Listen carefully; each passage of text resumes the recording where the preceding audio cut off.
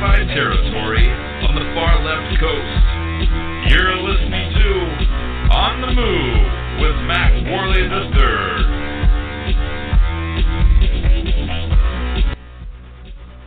Hello, ladies and gentlemen, boys and girls, patriots and preppers. I'm Mack Worley III, and this is On the Move, the show that attempts to inspire you to stand up for your rights. Thank you for tuning in. Today is going to be a really good show. Today is December 29th, 2013, and we're doing something a little bit different on this show today. Today is Listener Appreciation Day. We at On the Move are all about inspiration and getting people involved. As I've said before, this is not my show. This is your show. This is your grassroots activism movement. It's the On the Move movement. It can't function without you. However, it is bigger than one man. It's bigger than me. It's bigger than you. It's about getting people involved, getting everyone together. So I want to thank each and every one of you out there for your patriotism and for taking the time to get involved. What better way to give thanks to our listeners than to bring them into the conversation? In honor of Listener Appreciation Day, we're going to be joined by a regular on the show, Cowboy Josh. He'll be co-hosting the first hour of the show with me.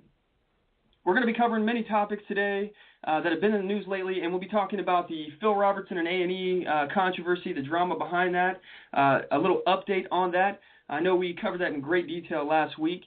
We're going to be covering the struggle of power between America, China, and Russia. We're going to be talking about gun control and much, much more. We're also going to be taking listener calls and reading emails today. If you'd like to join the conversation today, please give us a call at 619-924-0986. Again, that's 619-924-0986. Or you can email the show at onthemoveshow@gmail.com. Don't forget to check us out at onthemoveshow.com, here at blogtalkradio.com/onthemoveshow, facebook.com/onthemoveshow, youtube.com/onthemoveshow, twitter.com/onthemoveshow. You can also check us out at our stores at onthemoveshow.com by clicking the shop link on the homepage. We have hundreds of products for sale in there, ranging from freeze-dried food to gear to merchandise to all sorts of other stuff on there, like bumper stickers and things like that. Your purchases will help make On the Move bigger and better. We really appreciate your support. Thank you very much. All right, so the first segment of the show today is called Today in History. According to Wikipedia, 123 years ago, on December 29th, 1890, the massacre of Wounded Knee took place. One of the versions of the events claims that it was in the process of the Lakota Indians being disarmed. A deaf tribesman named Black Coyote was reluctant to give up his rifle, claiming that he paid a lot of money for it. A scuffle broke out, and Black Coyote's rifle basically ended up getting shot, and it resulted in the 7th Cavalry opening up fire indiscriminately from all sides, killing women, men, children, and as well as some of their own fellow soldiers. Those few Lakota warriors who still had weapons began shooting back at the attacking soldiers, who quickly suppressed the Lakota fire. The surviving Lakota fled, but the U.S. cavalrymen pursued and killed many who were unarmed.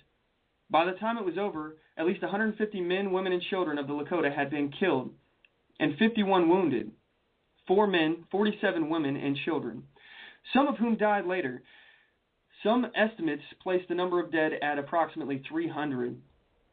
25 soldiers also died, and 39 were wounded. 6 of the wounded were later found dead. But here's the thing as well: they were shooting at their own men too, in a crossfire, because they had totally surrounded the encampment. At least 20 soldiers were actually awarded the Medal of Honor for this. And this is one of the biggest shames in our nation's history, in my opinion, is that people were involved in this kind of massacre of killing unarmed, innocent women, men, and children. All these people were not, fighting back, and they were just indiscriminately killing people. And 20 soldiers were awarded the Medal of Honor for this. In 2001, the National Congress of American Indians passed 2 resolutions condemning the awards and called on the U.S. government to rescind those Medals of Honor, which the U.S. government has not done. The site of this massacre has been designated a National Historic Landmark. If you're interested in learning more about the Wounded Knee Massacre, Glenn Beck has written a book called Miracles and Massacres, and he discusses horrible event in detail. He reveals the untold stories of Wounded Knee. if you're interested in getting a copy, we have them available in our book section in our gear store at onthemoveshow.com. Just click the shop link on the homepage, and it should be the third store down, the gear store. So anyway, moving on. Now we're going to go to one of my favorite segments of the show. It's called the Weekly Defender. And now it's time for the Weekly Defender. You have the right to defend your life, the right to defend your family, and the right to defend your freedom.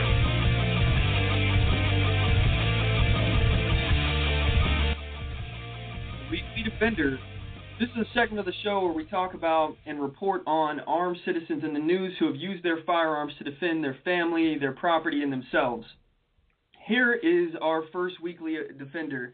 We found this one on AL.com, and this one was on the 26th of December on 2013 in Mobile, Alabama. A homeowner fended off 3 armed men who appeared to be attempting a home invasion Thursday night after he grabbed a shotgun in his defense, said the Mobile Police Department spokesperson. On Thursday night, the armed men knocked on the door. When the door was answered by a person related to the homeowner, that person was greeted by 3 armed men who had handguns, and they proceeded to force their way into their home. A resident, one of the residents, I'm assuming this is probably the person who answered the door, was able to run upstairs and alert his dad. The homeowner grabbed his shotgun, ran downstairs, and racked it. The suspects fled before he could aim at them. Police were called to the scene around 8:20 p.m. Nothing was stolen and no injuries were reported in the attack. This is just another one of those examples of where a law-abiding citizen used his weapon and it became a deterrent to crime. There's a lot of talk from the anti-gunners talking about how, if you have a weapon, you're more inclined to use it or to hurt somebody in the process. But this happens time and time again, and as I previously reported, 2 million times every year Americans use their weapons in self-defense. This is one of those instances where it was used in self-defense, and actually no lives were lost, no one was hurt. It's pretty amazing at how well of a deterrent firearms in the hand of law-abiding citizens is against crime. Anyway, our next Weekly Defender we found on the Blaze.com. It's back in May of 2013. Three suspected burglars broke into a Texas man's home. They beat him, and then they forced him into a closet upstairs in his house. Luckily for the homeowner, his assailants made a huge mistake. They put him in the same closet where he keeps his guns. Houston Police Department Sergeant Jerry Brandon told an ABC affiliate the homeowner thought the 3 men had left his home after a few minutes, and he headed downstairs, firearm in hand. This is where he confronted one of the burglars and exchanged fire, wounding the intruder. The 2 men escaped, according to authorities, and while their compatriot was hospitalized. Guess what? The homeowner had a gun, neighbor Craig Gaddis told KTRK. He did exactly what he's supposed to do with the gun. That's what they're made for, to protect his home. The Houston Chronicle reported Gaddis saying a similar robbery occurred a couple weeks ago in the same area and that the neighbors believe that they are connected. Charges are expected to be brought against the wounded intruder, but not the homeowner, according to the report.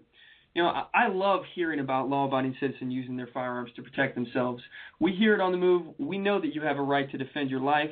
You have a right to defend your family, and you have a right to defend your freedom.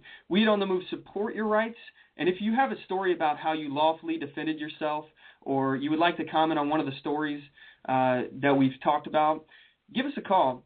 The phone number is 619-924-0986, or if you're shy and you don't want to talk on the radio, you can email the show at onthemoveshow@gmail.com, and we will read your email live on the air. If you don't want us to say your name, make sure you put it in the title, and we won't read any of your information out there. So anyway, so we're going to go ahead and move on to the next segment of the show.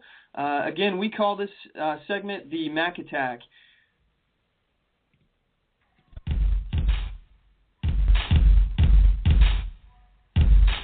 It's time for the Mack Attack!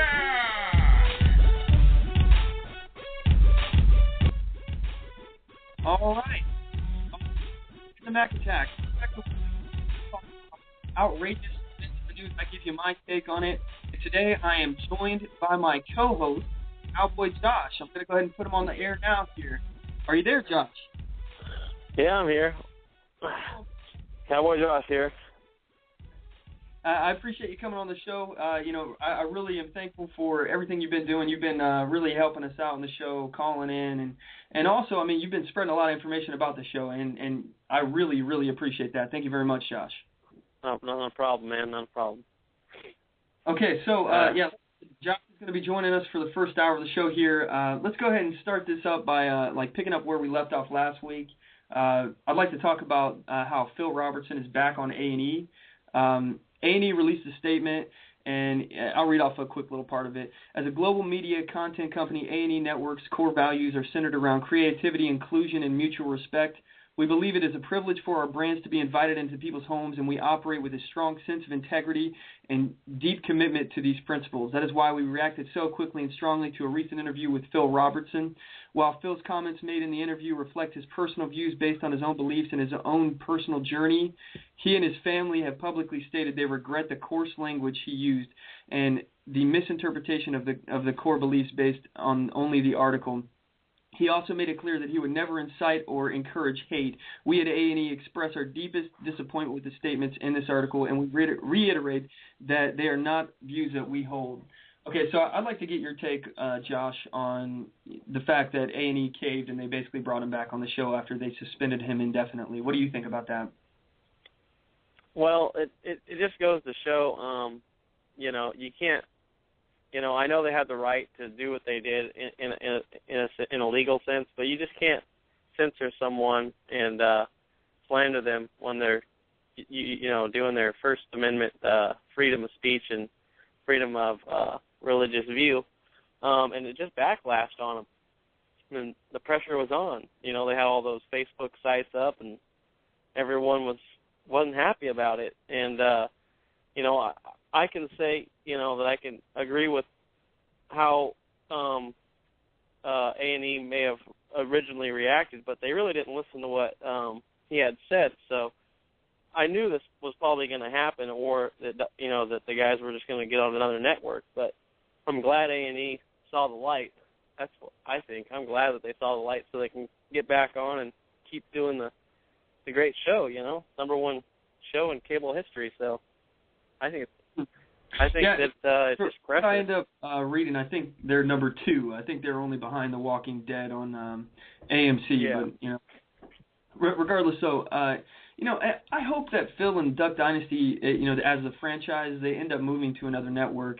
I think A&E basically just showed their true colors. And, if I was an A&E watcher, which I'm not, I don't even have cable. I don't watch Duck Dynasty. But if I was them, I would be looking to go to another network. From what I understand, The Blaze, Glenn Beck's channel, they wanted to pick them up. What do you think about that? What was that?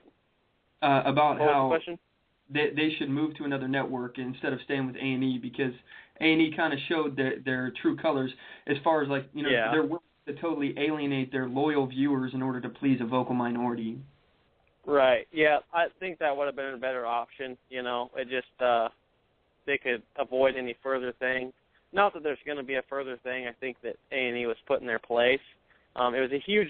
My thing about the whole ordeal was it's a huge win for freedom of speech, because it showed a lot larger group of Americans that freedom of speech is under attack that wouldn't have known before. Who may not be into the news or anything like that, but this is just, it blew up. And that was, the whole ordeal was really a win for free speech. It's kind of, in a way. I'm not even sure if this is. Go ahead. I'm sorry. But I think they could have went to the Blaze and maybe be doing better, like Glenn had offered, or another network. I think that might have been a smarter choice in the long run. But either way, it's a win for freedom of speech, and that's what I care about. So. Yeah, well, I'm not even sure if this is a freedom of speech issue. I have people saying that, some people have been saying that, free speech does not mean that you're free from repercussions, But, I agree with that, that we must be responsible for what we say and how we say it. However, I don't think it changes the fact that he was simply just quoting the Bible and he was stating his sexual preference, you know, and it's illegal to terminate an employee based upon their religious beliefs and sexual orientation. You know, free speech or not, I think it's a little bit ridiculous that the gay community can't see that these are the very same protections that they fought to get themselves. And I think it's a double standard and remarkably short-sighted of them to call for Phil's termination. You know, I actually saw a meme on Facebook where, you know, it's okay to, you know, cover your ears if you don't like what someone's saying, but you can't cover the mouth. You know what I mean? That's the difference there. You can plug your ears, but you can't cover their mouth. It's a total double statement or double standard. I totally agree. You know, they're shutting this guy down, and they're still on him about it. I just saw an article 10 minutes ago saying that they want an open him to come out and have an open apology for what he said. So there's people still pushing, you know, and people say it isn't a free speech thing. Well, it is. You know, he quoted the Bible and then there and other things and gave his own opinion. And there's other things he said that other people are coming after him about. It's just plain and simple. People need to start respecting other people's freedom of speech, whether he said it on the side of the street, whether he said it in the GQ magazine, whether he says it on Duck Dynasty. You know, they just need to respect his views, and everyone needs to get along. That's the way I see it. Just and you know, that's actually one of the things that he was pushing there was, people just, you know, loving one another and loving their fellow man, and that kind of aspect of the conversation actually got cut out in the GQ magazine interview. They didn't even really bring that up. The fact that he was, you know, that was right before he was talking about that, the quote, he was talking about how we should love one another and the world would be a lot better place if we just did that. But, you know, honestly, if I was Phil, I would be ready to get off of A&E. And, in fact, from what I understand in the past, they've had issues with A&E. They've gotten to the point where they were already talking about moving to other networks. So I'd be surprised if as soon as their contract's up, these guys don't move to another network. And I hope they go to the Blaze. Yeah. That'd be awesome. I think they'd fit in really well. You're probably right on with that. That's probably what they're doing, just trying to finish out the contracts and legalities or something, you know. But that's probably exactly what it is. I couldn't see them. No, just seeing him. I don't know him, but just seeing the guys, you know, doing their speeches at the churches and things. You know, they ain't gonna mess around with anything like that. They're not gonna get pushed around. So yeah, they're let me pretty. Ask you, do you think that we should be boycotting A&E still, or just boycotting everything but Duck Dynasty? What's your take on that? Still boycotting A&E. Yeah. A wrong is a wrong from the beginning. You can't, you know, they just caved. You know, they got them back on because of the pressure, but they should know better. You know, at the beginning of how that all happened, how it all went down, and the way that they just carried it out, I think that, you know, it still should be boycotted, in my opinion. So. Yeah, that's what I think. You know, honestly, I don't think that Duck Dynasty should be punished for it. So I think that if you watch Duck Dynasty, go ahead and keep tuning into it or whatever. But honestly, I would be done with A&E. I mean, what else does it have anyway? They got Intervention, the show where you watch people get talked to that are having drug problems or substance abuse problems, and then that you have Hoarders, you know, where we you know, basically made a reality show out of people with mental disorders. You know, that kind of stuff is sad anyway. Let's just go ahead and not participate in A&E with the exception of Duck Dynasty. Exactly. I hear you on that. I agree. It's kind of funny. I don't even think that Duck Dynasty even really fits in with that. You know, it's a show about, like, good family morals and family values where they sit down every day. And every episode they're praying at the dinner table. Yeah, one time I saw Alex say, you know, they try to put this show out there and make fun of this culture. That is what they were trying to do, apparently. From what this is one of the theories. You know, trying to bash the redneck type culture with the Christian faith and all this, and it backfires. And so, you know, and that's what it is. It's got so many views for a reason. A lot of people will relate to that. People want to go, you know, be out duck hunting. They want to learn the self-sustainability. They want the funny characteristics. They like camouflage. This is just reality. And you know, and I think he might be right that they might have put it on A&E because you're talking about a bunch of these other shows that are polar opposite to try to almost like demonize that type of culture, which is it's a plain Jane American culture, you know. So I don't know if that's a theory, but all I know is it's a great show. I've watched it a few times. Lots of people like it, so I don't like to watch it all the time on TV, but it's a great show. Yeah, you know, it's American as apple pie. You know, sitting down with your family. You know, I don't know if you grew up in a like a religious household or not, but you know, I remember going to my grandmother's for, you know, basically every Sunday after church and stuff, and going there and we all would pray, and it was just like a big, you know, a big thing that we all did, and we all really enjoyed it. I'm not very religious myself now, but I mean, I grew up on that. And I think that's like a staple of American society. Is a lot of people, you know, grew up, you know, hunting and, you know, and spending dinners with their family, maybe praying with their family or not. But I think that family unity is a big thing of America, and I think it's pretty ridiculous to think that people aren't going to identify with that. But hey, at this point, Josh, we're going to go ahead and take a quick commercial break. We'll be back in about another minute. Okay.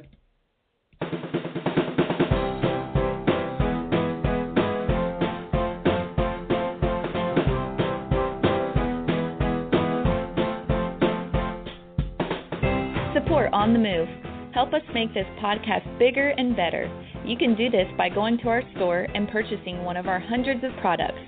All designs are original and made for patriots like you. Just go to cafepress.com/onthemoveshow. We appreciate your support. Need design services? Logo design for $90, business cards, brochures, bumper stickers, signs, flyers, promotional products such as mugs, pins, bags, keychains, magnets, and so much more. Contact LaTasha Worley for a quote on your next project at Tasha, Tosha, at lworleyphotography.com today, or visit me on the web at lworleyphotography.com. And on Facebook at facebook.com/lworleyphotography, and on Twitter at twitter.com/Tasha Worley. Show your support for a designer who believes in the Constitution and your rights. And we're back. All right, if you're just now joining us, I'm here with Cowboy Josh. It is Listener Appreciation Day, and he is co-hosting with me here today. We were just talking about the controversy of Duck Dynasty, where Phil Robertson got removed from the show, suspended indefinitely, and then basically A&E caved. So, are you there, Josh? Yeah, I'm here. Okay. All right, first things first, if you guys would like to basically give us your opinion today, if you'd like to join the conversation, we'd love to hear what you have to say. Give us a call. The number is 619-924-0986. Again, that's 619-924-0986. Or you can email the show at onthemoveshow@gmail.com and give us your take on it. And let's move on to the next topic of the day. I'd like to talk about the power struggle that's going on between America, Russia, and China. Right now on the world stage, America's been getting perceived by the rest of the world as in decline. We appear weak. You know, our economy is still in recession, and we're being propped up by the Federal Reserve, how they're pumping all that money into the stock market. Basically, everything's all artificially pumped up, and if they stop doing that, then our economy would basically crash again.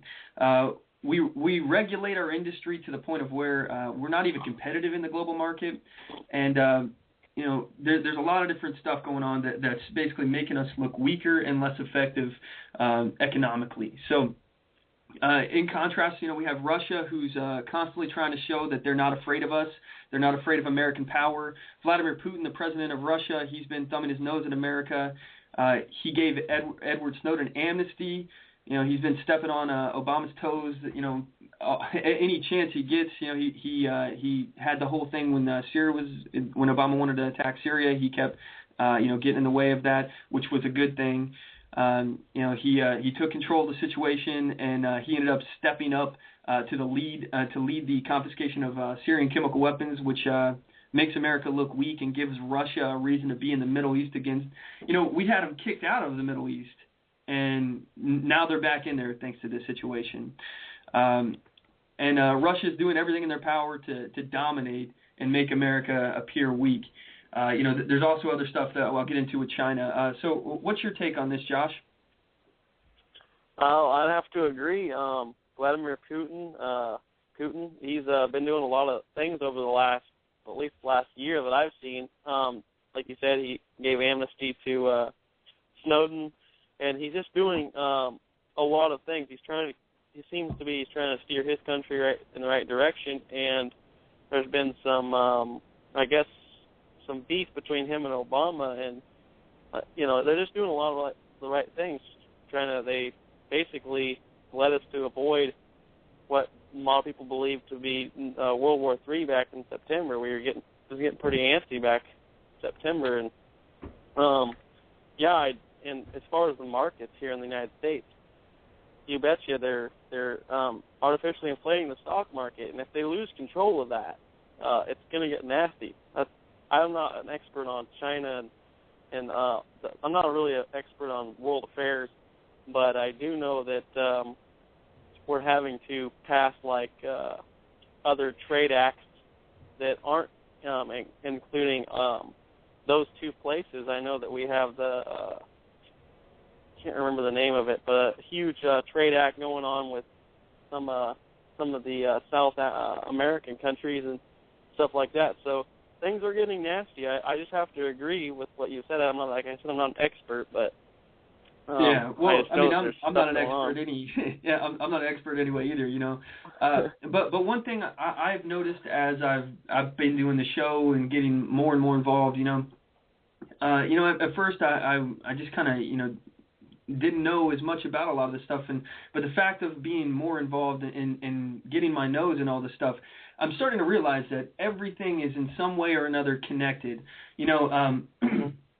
The Syrian issue, it's not just about Syria. And in some cases, it's not even about Syria. It's about Russia and America. It's about our weakened economy. It's about how we're spread thin, with all the military engagements that we've been involved in, and how our military is being weakened by Obama.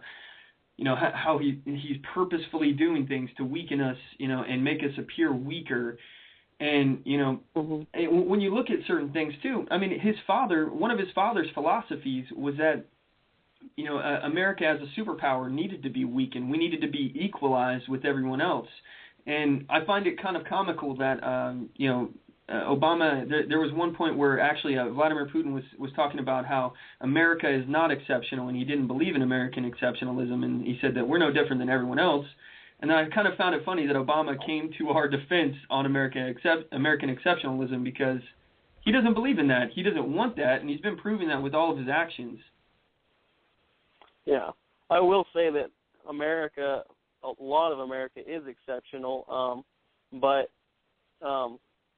over the last 20, 30 years, since 71, our economy has been it's been getting worse. Our trade affairs have been obviously shipping all of our jobs offshore, and that's been out of a lot of our hands. I mean, we could have stopped it, I guess, but the elements of the criminal government that have came into being over the last 30 years, I guess it'd be 40 years if it's since 71, have destroyed this country, and now we have criminal elements working within the highest realms of the government, which are making us look bad to the entire world. And China and Russia, they're doing things saying, "Hey, we're stopping America from doing this. We're doing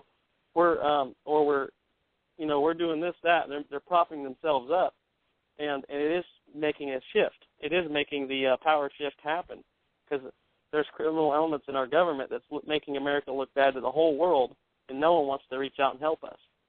Yeah. And our economy's gotten to the point where. Oh, go ahead.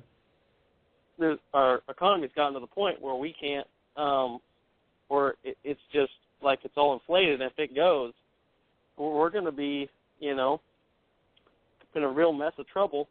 And China and Russia aren't going to help us. They're not going to help us. We either owe them or they don't like us, one or the other. So yeah. So that's just the way it is. It's getting nasty. Yeah, it is getting nasty, and we're alienating our allies like Israel, and the people that are supposed to be our closest allies, we're treating them the worst. Obama has this kind of philosophy where if you're mean to your allies and you're nice to your enemies, everything will be fine, and it's not going to work. We're going to end up putting ourselves on an island. And like I was saying, everything is connected. The more I look at it, the more I realize things are connected. Global warming / climate change, all these regulations that we're putting on ourselves because of this thing, they're backdooring all these different ways to basically throw chains over our industries to hold them down. We have global warming trying to do things like making it difficult for us to basically do anything in industry now. There's so many different limitations that we have, that there's so many rules and regulations that makes it impossible for a small business owner to even just keep his doors open now. And everything, everything is linked. It's not even just that one issue. The Edward Snowden amnesty issue, and the NSA.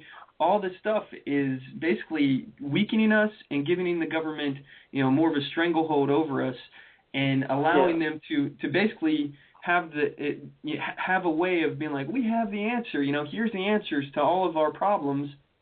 We have the solution. When in fact they are the problem. They're the reason why we have such high unemployment. They're the reason why people are on welfare. They're the reason why our economy sucks. They're the reason why our presence in the world is being looked at as we're in decline. They're the reason. If we got rid of them, things would be better. Yep. They call it by design. They call it, they say it's by design. And you look at it over history, look at it in a historical way. Something's going on. It's not just happenstance, because it's happening systematically. So, it's gotten to the point, and we're at that pivotal point where we are seeing China and Russia, those are the other two largest nations.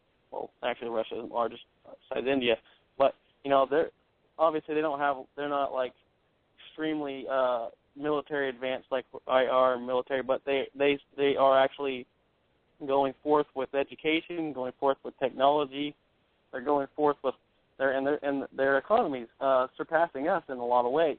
So they are. That's exactly right. One more point I wanted to make about Russia and China is I remember the name of that new act. It's called the Trans-Pacific Partnership. And people should look into that. It's got a lot in there, and it doesn't affiliate, from my understanding, with China or Russia. It has to do with South America and some other things. So that's just another hint.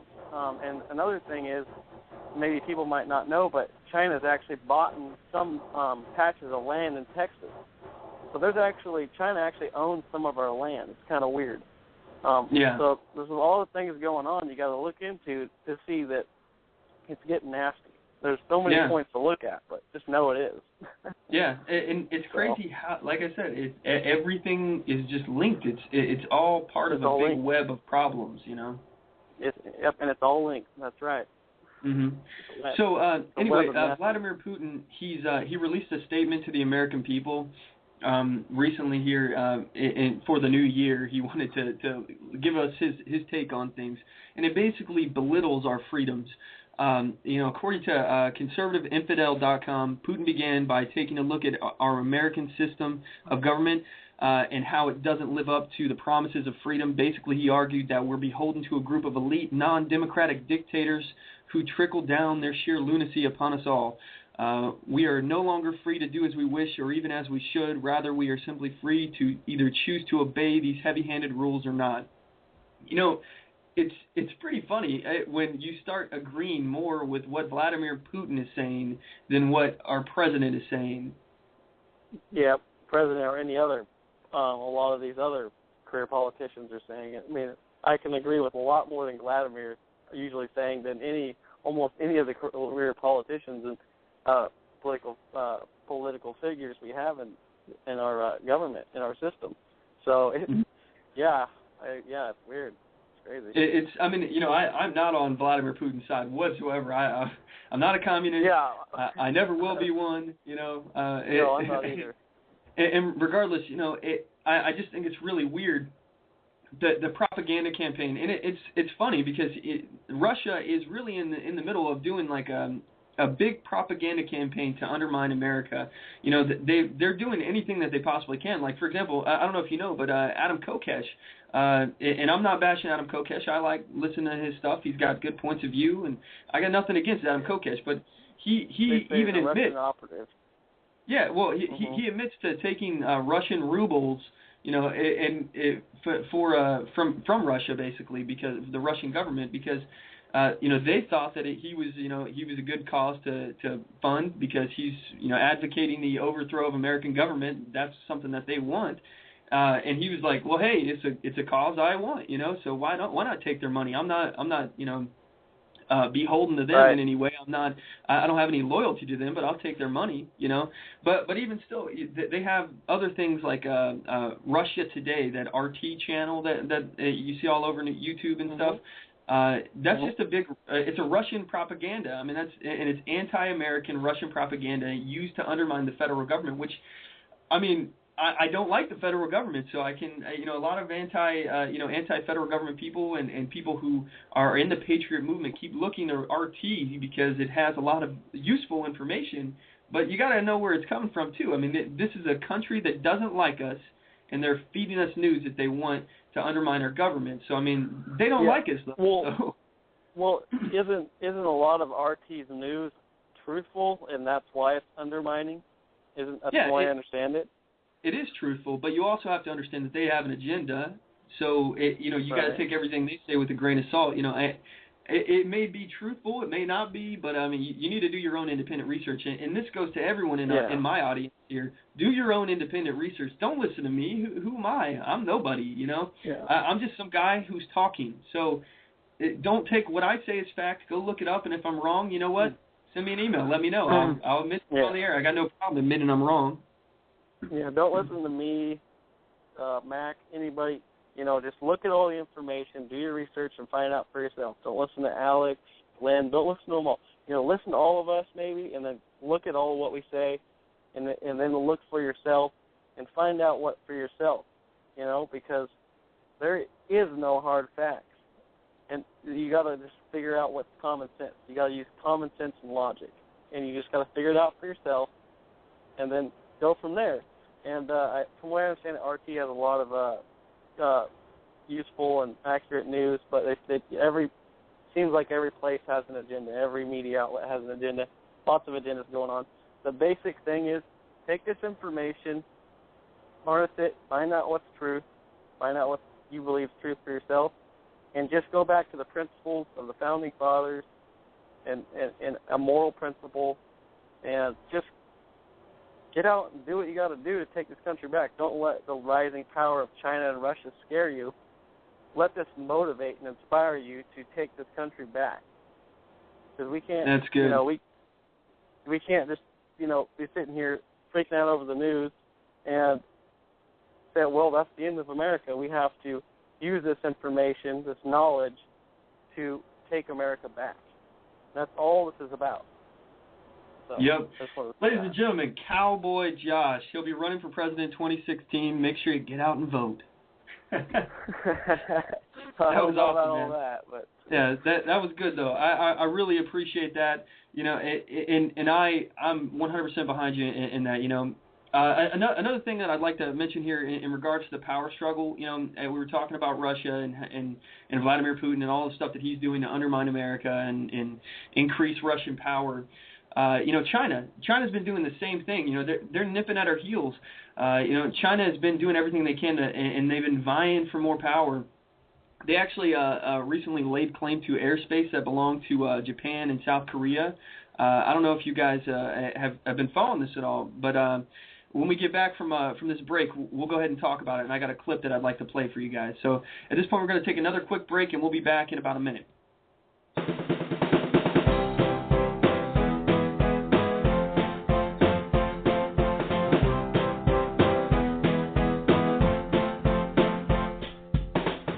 Support support On the Move. Help us make this podcast bigger and better.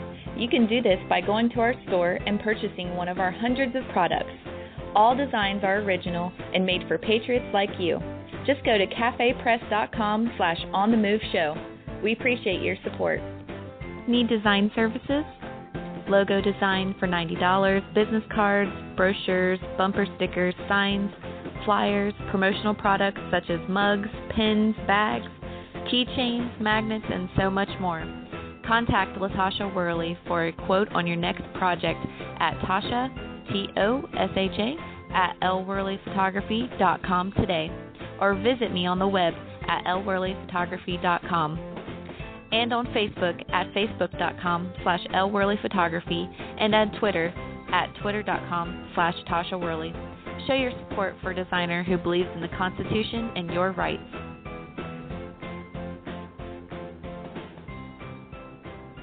And we're back. When we last left the show, we had a guest co-host on the show, Cowboy Josh. If you're just tuning in, Cowboy Josh is a regular. He's on the show quite a bit. And in honor of Listener Appreciation Day today, we have Cowboy Josh on the show to co-host. So, anyway, we were talking about how there's a power struggle between America, China, and Russia, and how Russia and China have been nipping at our heels, doing everything to dominate and increase their national supremacy. Anyway, I was talking about how China had recently been vying for more power, and they've laid claim to airspace that belonged to Japan and South Korea. They're claiming that they need this airspace defense zone, and that they've scrambled jets to defend the zone when American aircrafts have actually flown through it. And this has been done for decades. You know, we've been using this airspace for a while. Have you been following this in the news, Josh? I haven't heard anything about it at all. I haven't seen that. All right. Well, I actually have a clip here. If you want, I can play that real quick, and it'll give us a little bit of a. To a show of military force in Asia now, China has sent warplanes to the area it declared an air defense zone earlier this week. It follows a call by Beijing for regional powers to ask permission before carrying out operations there. But the zone includes territory claimed by both South Korea and Japan, and they, along with the United States, have been flying military aircraft through the area. Hala Mohieddin has more. China on a charm offensive. A spokesman for the Defence Ministry set about clarifying the new controversial air defence identification zone, attempting to reassure neighbours, saying they only want the right to identify aircraft entering the zone. The establishment of an air defence identification zone does not mean we're expanding the existing territorial airspace. It merely ensures more effective protection of our country's airspace. However, despite the softer tone, they're not prepared to U-turn on the issue, with continued demands for aircraft to comply with the new policy. We hope that relevant countries' airlines can proactively cooperate, so there is more order and safety for flights. China's neighbours are not appeased, and Japan has maintained that they will continue routine flights through the zone. We have absolutely no intention of changing our plans just because of China. The Japanese government has asked airlines to disregard China's air defense zone rules, and both ANA and Japan Airlines have confirmed they will stop filing flight plans demanded by China on all routes through the zone. The Japanese and South Korean military have confirmed that they too have flown through the disputed airspace following the test flight by 2 US B-52s on Tuesday. China, however, remains unmoved. On Thursday, they rejected South Korea's demand for the repeal of the zone and have maintained its legitimacy. The zone's establishment fuels fears of further aggressive moves to assert China's territorial claims, especially in the hotly disputed South China Sea. Okay, so that's what China's doing. That's the basically actions that they're taking to expand. You know, that area didn't belong to them, and they just claimed it as their own, and now they're defending it. And this is the kind of stuff that, you know, they're nipping at the heels of America and you know, even, you know, South Korea and Japan. These are our allies. You know, we conduct military operations in that area that they've claimed, and we have for a long time. And now suddenly they're claiming it to be their own. You know, China was actually they actually have said that the Chinese officials have actually released a statement saying that the balance of power has shifted in China's direction, and that America needs to recognize this fact. Okay, this is a very critical time in history. So after hearing about this, Josh, what do you think about this? Well, the first thing that popped up in my mind is I watched a film quite a while back called Strategic Relocation by Joel Skousen. And he had talked about how China and Russia will be nitpicking at us, and they're the ones we have to worry about, and it seems like China's nitpicking at us to this airspace deal. It sounds like a military nitpick. Yeah, so it could get serious. Yeah, I heard in the past, and I'm not sure, all the details of it, but there was also some dispute that China, they really don't like Japan. In World War II, Japan took these islands from them, and it's been Japan's islands ever since. And recently China kind of got a bug up their butt about these islands, and they were like, yeah, hey, we're gonna take these islands back, and they started doing some stuff to Japan, or they started basically threatening that they're going to take these from Japan, and it started this big controversy, and a lot of people were worried that there was going to be World War III because Japan is a strategic ally with us, and if China attacks, we're required and obligated to defend them. So, it's pretty crazy. There's a lot of froggy stuff going on. They're getting froggy. China is, and so is Russia. Russia, I think, is more of a defensive stance than anything. They every day almost I hear about them, moving nukes, or I hear them about something about militarization over there, and I don't hear as much out of China, but obviously they're feeling pretty confident they want to do something. They're trying to get these islands back and nitpicking at the shared airspace over there near Japan. So I don't know. They sound like they're trying to. They're buying land over here, so they're getting some confidence built up, which is not a good thing. Not a good thing at all. So. I mean, I don't have any problem with them expanding and becoming more powerful, or to being more economically free or individually free as a society. I don't have any issue with that. Their success is great. I'm not trying to downplay their success as a nation. I hope all nations do well. But the problem is they're actively encroaching on our territories and other territories of our allies, and they're threatening our allies. And I understand that those islands at one point belonged to Japan or to China, but you know what? That was a long time ago, and it's kind of old news now to be trying to start a fight right now. The one thing that China can't afford, being that they have such a large population, is instability. And I think that may be one of our saving graces as to why they're a little reluctant to call up our debt and to basically start a big fight with us here, is because first of all they carry our loan, and as Alton White, who's in our chat room right now, and he's going to be on the show a little later, he was saying that China does love the U.S. They carry a loan to us, and they are buying their way in. All they have to do is call up the loan if they really had a problem with us, basically. So. I disagree with that in some ways. I don't think that necessarily means they like us. I think that just means that if they called up our loan and we defaulted on the loan because we couldn't pay it, then that would create a lot of instability. And the fact that they have 1.3 billion people in their country, they need stability. So they have to go about this the right way in order to really challenge us as a nation. Yeah. All I know is, they got a lot. I mean, I'll go back to the point where you said I like countries to grow economically and technologically and all this, as long as they're doing it in the right ways. But if all this nitpicking is going to cause tension, things can escalate pretty quickly. Like we saw back in September, we saw lots of tension with the whole. Obama was trying to say he wanted to send cruise missiles over to Syria or something. I just don't like things like that because no one wants that. But if they're going to use the right pathways to grow economically or socially and trade and all that, then that's fine. But, we're not seeing that with this particular incident, so that's all I know. Yeah, well, like I said, I think America is really at a critical time in history. We are seeing the decline of America. And it's not because the people aren't able to do it. It's not because we don't have the resources to pull ourselves out of the recession. It's because we're being bound by the government and weighted down from the restraints and restrictions that they are putting upon us.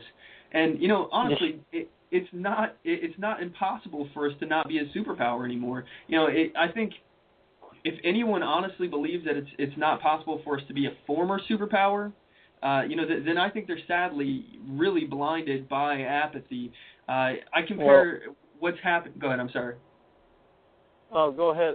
What I wanted to point out is, has anybody looked at the financial separation right now? Almost all the money's in this top. I don't know how much percentage, but the money is all in a certain percentage, and then it's split so unevenly.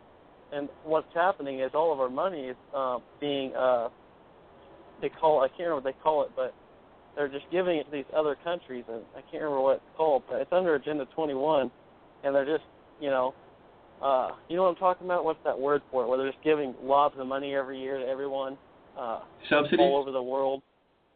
Yeah, and all this. So and everything's just being spent so foolishly, and the lower class, we basically have two classes. We have the lower class, and we have the rich now. We don't really have a middle class or even much anymore. So all this money is just being siphoned off to different countries, and they're doing quantitative easing. It's all this huge scam, and it's all that way for a reason.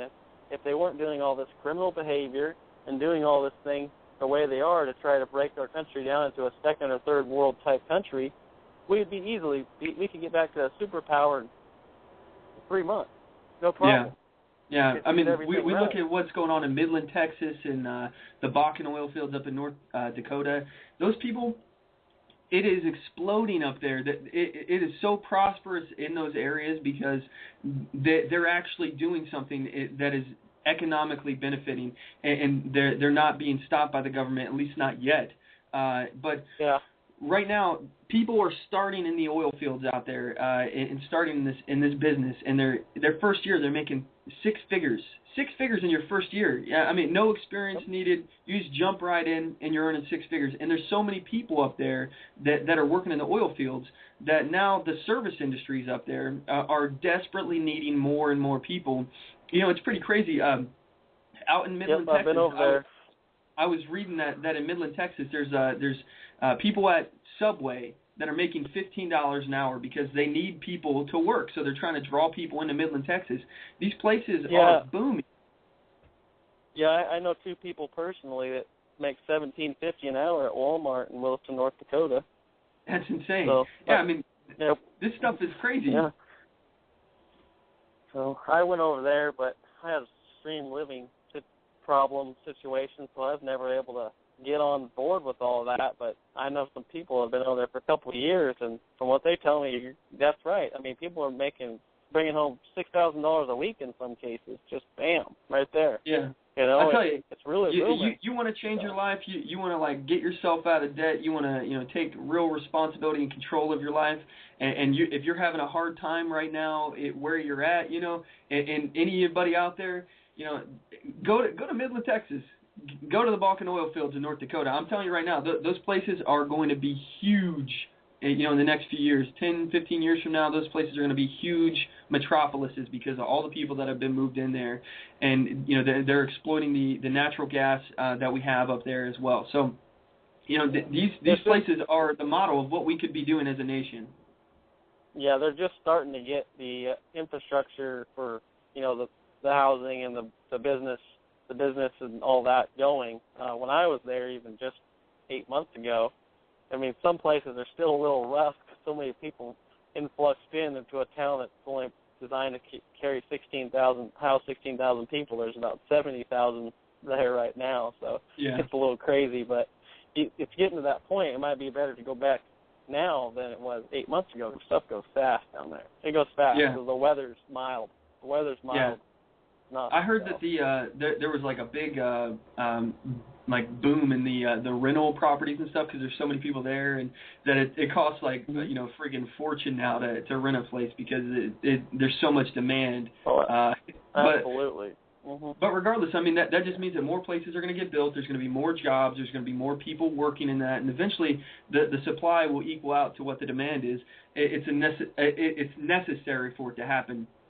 And there's an equilibrium that we have in society, and this, supply and demand. This is what happens when there's people there, and we need houses. Houses get built, jobs get created. This is what we need as America to get back on top.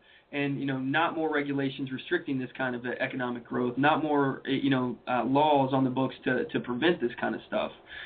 But anyway, we kind of went off into the woods a little bit, or into the weeds a little bit. Yeah, but, we did.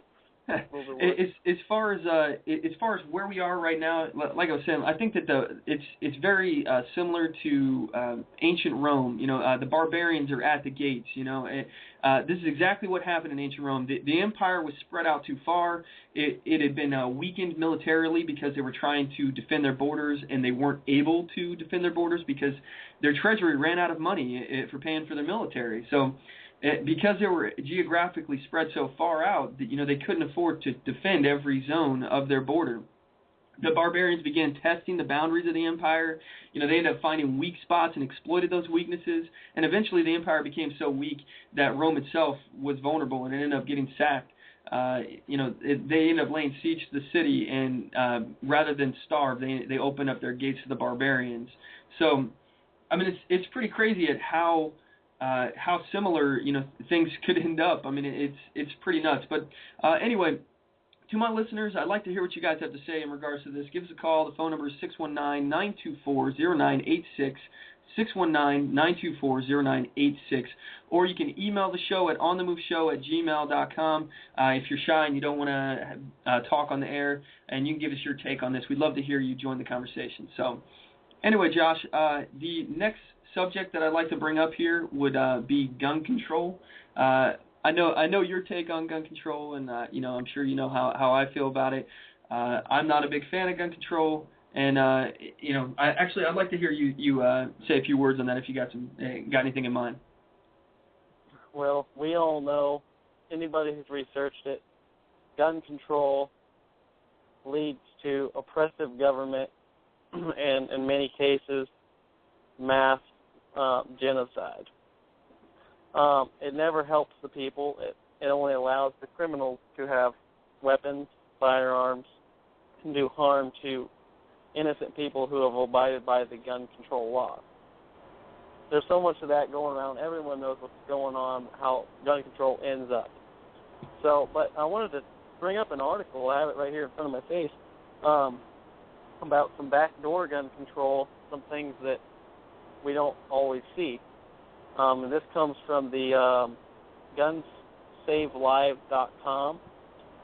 The headline is Cops in New York using gun classified site armslist.com to trap gun owners. Maybe. So someone had gotten on the arms list and was looking for some stuff, and was found, was going to buy some ammunition and different things, and he went and bought the ammunition, and this is what he had to say after his encounter. Beware, there's an imposter here selling multiple calibers in Rochester and surrounding areas, which is New York. This person agreed to meet me, then I was surrounded by police. They simply interrogated me, checked my personals. They are rounding up gun owners to see what they're buying and what you may be feeding. I'm not sure what feeding means. Along with recording your vehicle information, which leads to residence. So they're baiting these people in because in New York, it's just a roundabout way to get people, find out what they might be buying and what they're into, to try to see what guns they have that may or may not be illegal in New York. This could be legal items, and they're just making a registry so that they can later on, have Bloomberg ban these certain things that relate to these firearms or calibers, and then they know these people have them.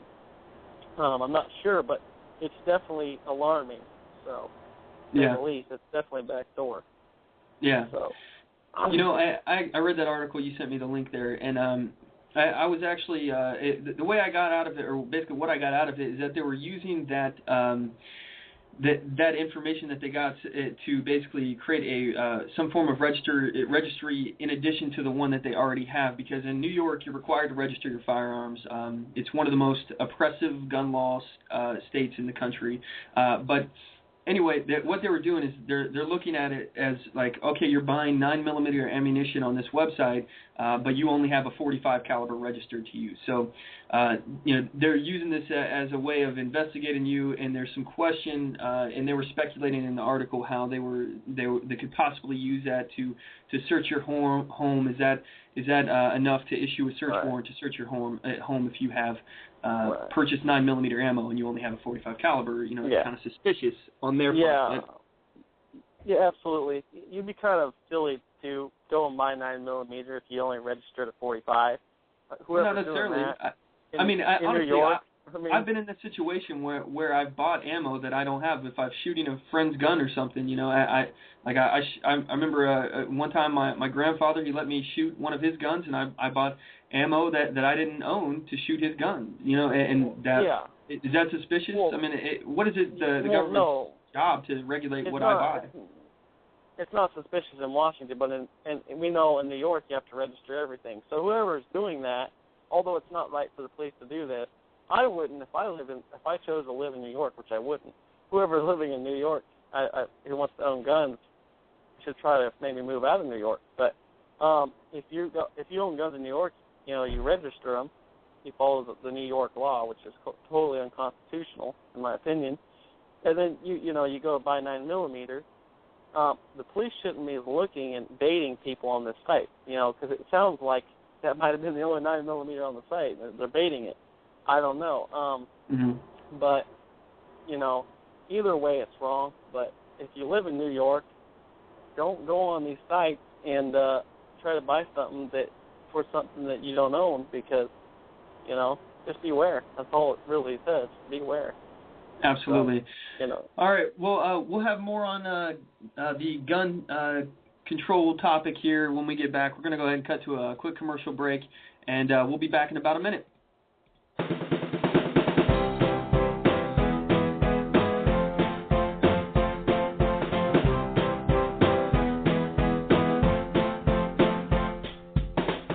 Support On the Move.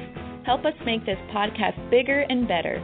You can do this by going to our store and purchasing one of our hundreds of products. All designs are original and made for patriots like you. Just go to cafepress.com/onthemoveshow. We appreciate your support. Need design services? Logo design for $90, business cards, brochures, bumper stickers, signs, flyers, promotional products such as mugs, pins, bags, keychains, magnets, and so much more. Contact LaTasha Worley for a quote on your next project at Tasha, Tosha, at lworleyphotography.com today, or visit me on the web at lworleyphotography.com, and on Facebook at facebook.com/lworleyphotography, and on Twitter at twitter.com/Tasha Worley. Show your support for a designer who believes in the Constitution and your rights.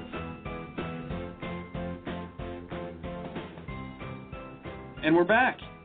When we last left the show, we were talking about gun control. We were talking about all sorts of other issues. If you want to join in on the conversation, the phone number is 619-924-0986, 619-924-0986, or you can email the show at onthemoveshow@gmail.com. If you're shy and you don't want to talk on the radio or whatever, feel free to email the show, and I'll read your emails off live on the air. Also, just so you know, if you don't want to have your information on the air, your name or anything, just put in the email and I won't read it. So anyway, I have a listener of the show, a friend of mine, Cowboy Josh. He's been co-hosting the show with me, and we're talking about gun control right now. So when we last left off, we were talking about how New York has been using resources to basically try to catch gun owners who don't have certain guns registered. So they've been baiting them by bringing them out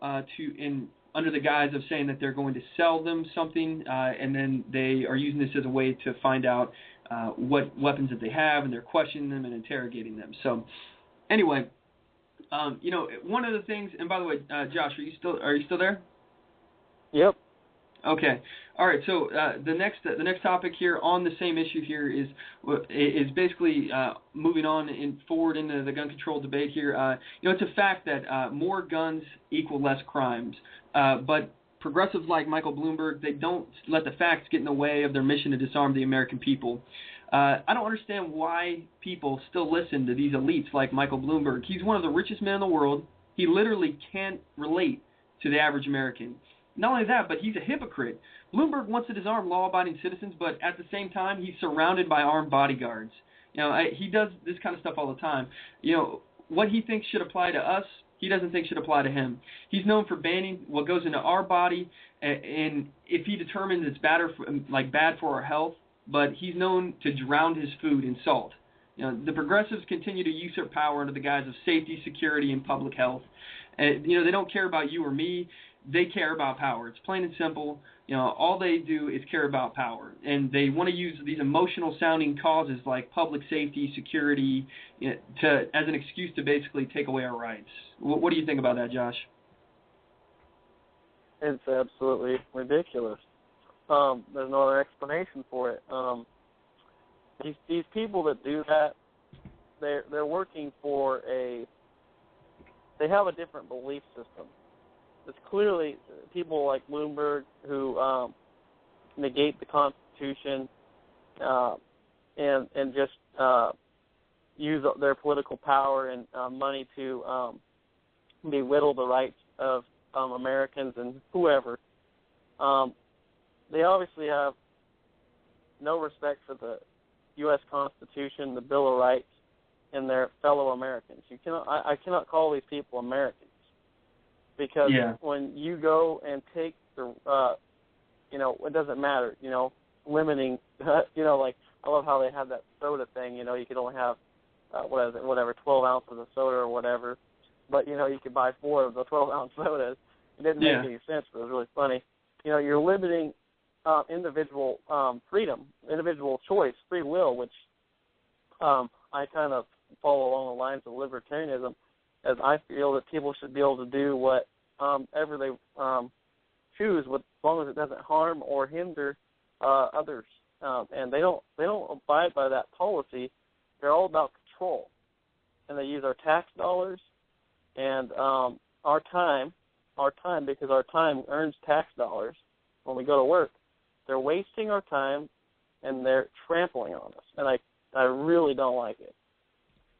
I couldn't agree more. As far as the emotionally sounding causes, as an excuse to take away our rights, I don't know if you listeners have been on my YouTube channel at all, but it's youtube.com/onthemoveshow.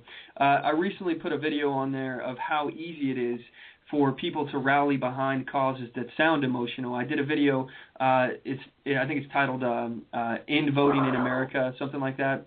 And it's basically, it's me going out with a petition, and I'm asking people to help Obama end suffrage in America. Suffrage is your right to vote, okay? So end suffrage, SUFFRAGE, suffrage in America. Help Obama end voting, basically, in America.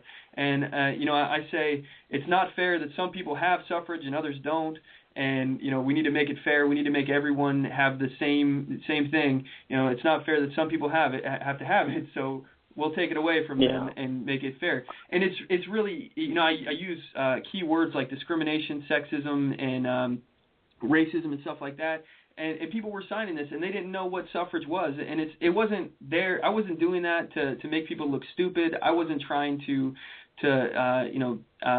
basically make fun of people for not knowing the words. I was proving a point that it's really easy when you want to use an emotional sounding cause to take away rights from people. It happens all the time. It's happened throughout our history.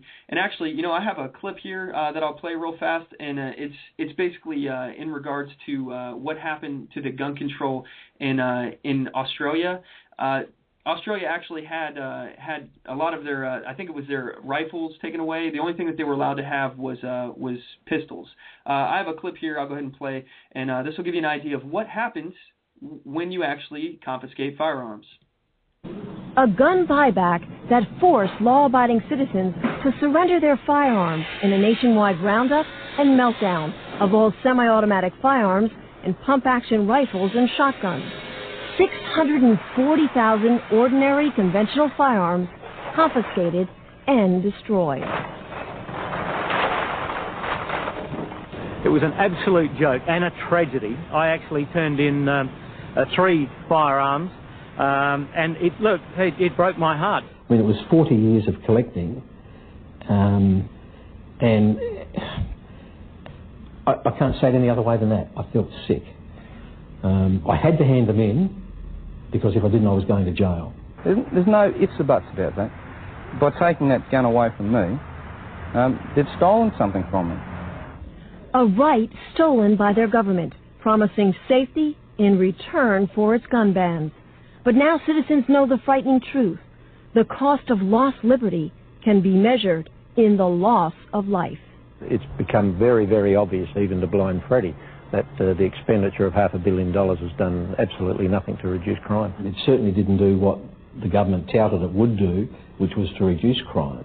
It hasn't done that at all. In fact, there's been more. This has been a lot of bull and hasn't really done much to help society and with its problems. Cold, hard facts the anti-gun forces can no longer escape. Armed robberies have skyrocketed, up 69%. Assaults involving guns rose 28%. Gun murders increased 19%.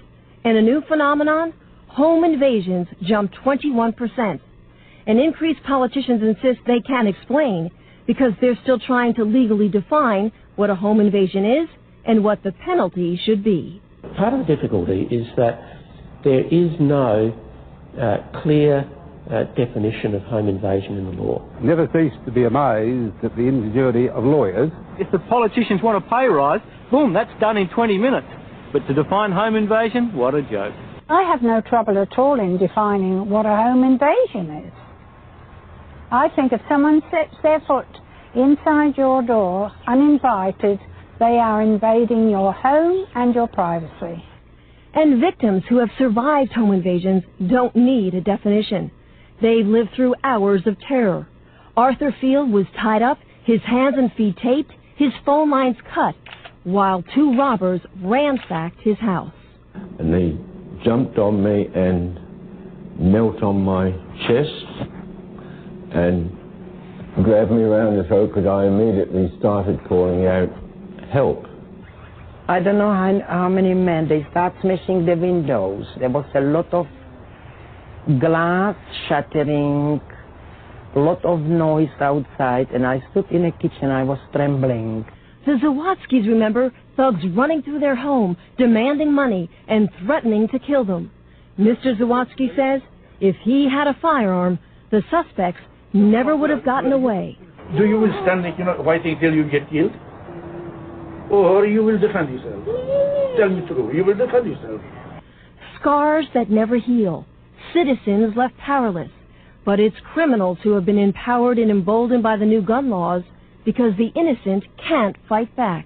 What's happening today is that the offender, the bad guys, are happy to break into somebody's house. They're not frightened to break into somebody's house while they're at home. Citizens denied the right to protect themselves by a justice system that won't. Well, my opinion of the legal system here is it's absolutely weak. Weak as water. I mean, they've just got no backbone. That the sentencing for various crimes is just pathetic. And police who can't. They're undermanned and morale has never been lower. It's very bad at the moment. It's never been worse. Since 1993, we've had a real decrease in over 230 sworn police officers in this state. These policemen have joined the job, policewomen have joined the job to go out and do it, and they can't even attend at breaks or assaults because there's no vehicle to even get them there. I mean, that's just absolutely ridiculous. Gun laws that have backfired. And Australians who have been forced to hide behind bars and deadbolts. Some are even installing extensive security systems because the firearms they still own that haven't been banned have to be locked up unloaded, and unavailable. I mean, get real. If I have someone break in here, I've got to go get the bolt, get the rifle, find the ammunition somewhere else, put it all together, and then defend myself. If this other person's got a firearm, it's going to threaten my life. No way. It doesn't bloody add up. A political fraud, gun bans that haven't made a difference, and gun owners now struggling to stop a growing momentum against them. The people pushing the removal of guns from the Australian society are already saying that's only the first step. Publicly, that's only the first step. Now we want the handguns, we want every other firearm. Their warning to Americans, don't think it can't happen to you. It can, and it already is.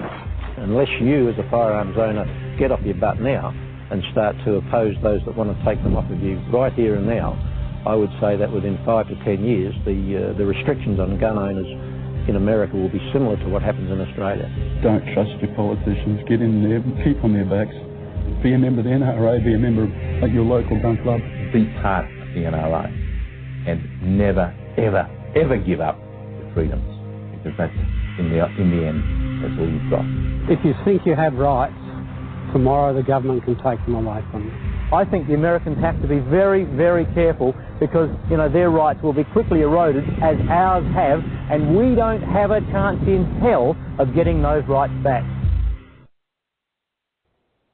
So, if you don't think that it can happen, it happened. It happened in Australia.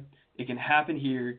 You know, just because we are protected constitutionally against this kind of infringement doesn't mean that they won't try. And, you know, the more that we look, you know, New York is looking more and more like that. They're restricting and regulating. Now you've got laws that you can't have a firearm that is capable of accepting more than 5 rounds.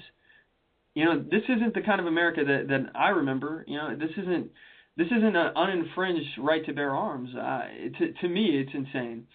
Anyway, we have Cowboy Josh here on the line. Cowboy Josh, what's your take on that?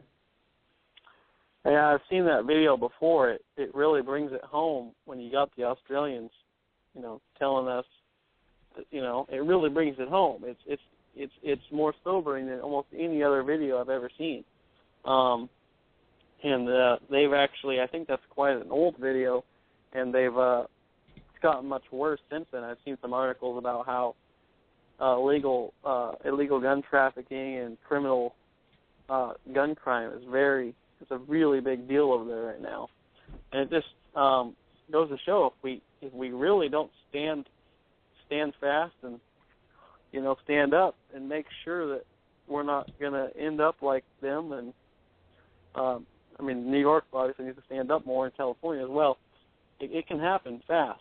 You know, we're busy. Absolutely. And the bill, it only takes 2 or 3 days and the bill is in. You know, a lot of people, once it's in, you can't reverse it. And the police seem to be in this country. A lot of the police seem to be, well, some of the sheriffs aren't, but a lot of departments are going to enforce that. They have crews, so they have teams now down in California that are actually going there. That's their main goal, is confiscation. They have squads. So yeah, it's this coming year, 2014 is critical. I want to everyone. A lot of people have been talking about 2014.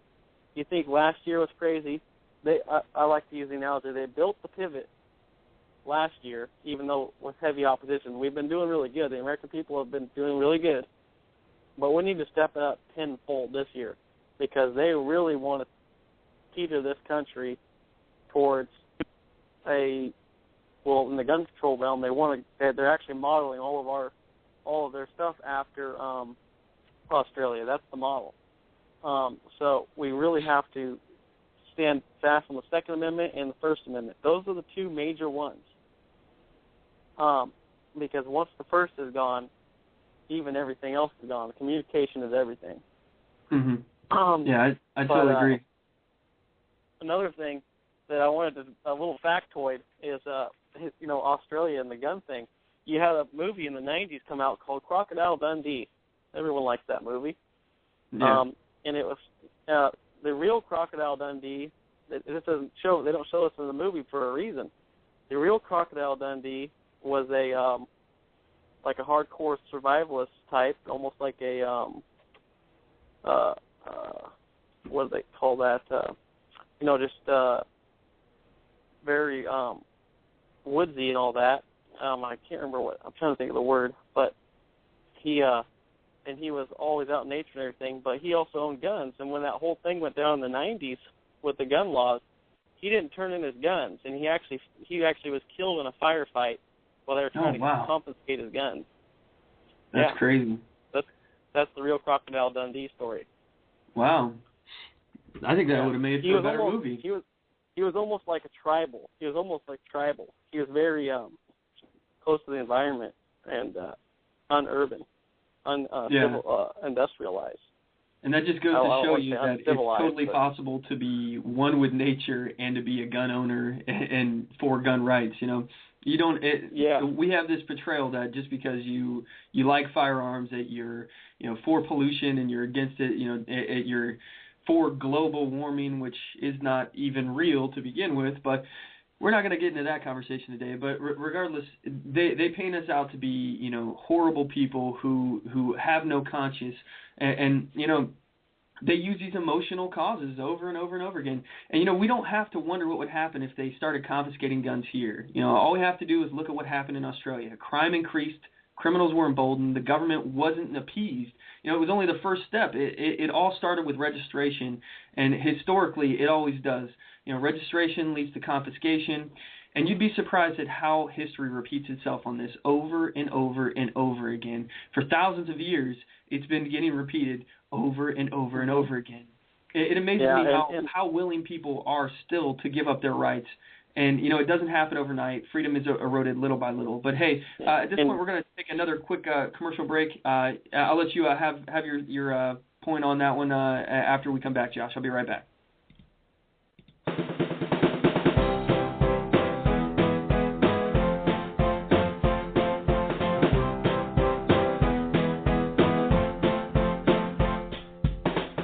Support On the Move. Help us make this podcast bigger and better. You can do this by going to our store and purchasing one of our hundreds of products. All designs are original and made for patriots like you. Just go to cafepress.com/onthemoveshow. We appreciate your support. Need design services? Logo design for $90, business cards, brochures, bumper stickers, signs, flyers, promotional products such as mugs, pins, bags, keychains, magnets, and so much more. Contact LaTasha Worley for a quote on your next project at Tasha, Tosha, at lworleyphotography.com today, or visit me on the web at lworleyphotography.com, and on Facebook at facebook.com/lworleyphotography, and on Twitter at twitter.com/Tasha Worley. Show your support for a designer who believes in the Constitution and your rights. All right, we're back. When we last left off, we were talking about gun control and how we have been getting eroded. Our freedoms are being eroded more and more. We're losing more liberties. If you want to join in the conversation, the number is 619-924-0986. Again, that's 619-924-0986. Or you can email the show at onthemoveshow@gmail.com if you're shy and you don't want to talk on the air. Again, that's onthemoveshow@gmail.com. And Cowboy Josh, he's here co-hosting the show with me here, and he had a point that he would like to make on the situation in Australia and everything. So I'm trying to get him on the air here, but the button is not working for my studio, so I'm not sure what's going on here.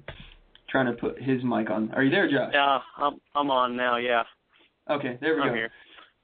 Yeah, I had a point about Australians. They have all this terrible gun legislation that's infringed on their unalienable human rights and cause mayhem. But, don't stop with the guns. A lot of people don't know that in Australia you can't even carry a knife in public. Mm-hmm. There's no open carry. There's no concealed carry of anything. I think you can get a license for a handgun if it's really extremely hard, but you have to be like some sort of like official or something. But don't stop with the guns. carry your straight blade. You know, that's what I do. You know, carry your means of defense. Because if you slack on one thing, they're going to target that next. You know, next thing you know, they'll just switch it up. That's what they do. And we need to not just focus on defending the rights we have. We need to expand on what we already have, because there's so many laws on the books right now that are limiting us. But hey, I got a clip here I want to play on gun control. It's a Nazi survivor that's condemning gun control. And then I'm going to take some calls here. We got Alton White on the line here. He's a member of the Whig Party. When I come back after this clip, I'm going to bring him on the line with Cowboy Josh and myself. So here we go. Welcome, ladies and gentlemen, Kitty Worthman. Thank you very much. I was born in Austria, and I lived there 7 years under Hitler's brutal regime. And after World War II, 3 years under Soviet communist occupation. In 1938, the media reported that Hitler rolled into Austria with tanks and guns and took us over. Not true at all. The Austrian people elected Hitler by 98% of the vote by means of the ballot box. Now, you might ask, how could a Christian nation, almost 100% Catholic, to elect a monster like Hitler? The truth is, at the beginning, Hitler didn't look like or talk like a monster at all. He talked like an American politician.